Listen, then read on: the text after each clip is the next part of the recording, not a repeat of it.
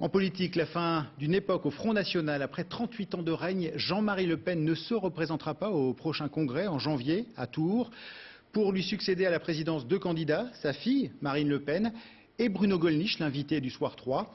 Cela fait plusieurs mois qu'ils font campagne pour convaincre les militants et le scrutin n'est pas joué d'avance. Marine Le Pen, on l'a vu il y a quelques jours, n'a pas hésité à créer la polémique. Daniel Sportiello et Alexandre Dupont. Avec sa sortie sur les musulmans qui prient dans la rue et sa comparaison avec l'occupation, elle a créé l'événement. Le lendemain, il y avait foule à sa conférence de presse.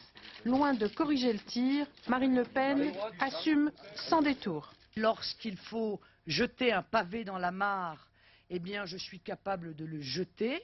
Encore une fois, la polémique ne m'effraie pas si elle m'apparaît permettre de mettre au centre du débat politique des sujets qui sont essentiels.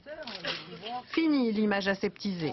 Marine Le Pen, qui prenait ses distances avec le dogme du parti, les dérapages du père, est dans une compétition pour la succession.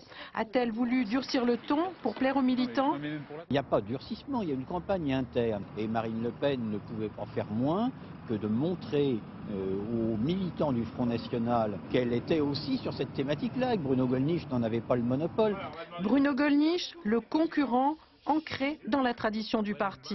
Mais l'image d'un Front National plus attractif, capable de nouer des alliances, a séduit une partie de l'extrême droite. Aujourd'hui, c'est vrai que Marine Le Pen tente de déghettoiser un petit peu le Front National, tente de donner une image plus moderne, et c'est un peu notre cas aussi. Notre volonté, c'est aussi de développer l'image moderne des identitaires. Donc, c'est vrai que moi, aujourd'hui, je ne me sens pas, en tout cas, très proche d'un Bruno Gollnisch. Bruno Gollnisch, le gardien du temple, ou Marine Le Pen, la moderne. Les militants ont commencé à voter par correspondance. Au Congrès, pour choisir le successeur de Jean-Marie Le Pen, le scrutin s'annonce plus serré que prévu. Et sans détour.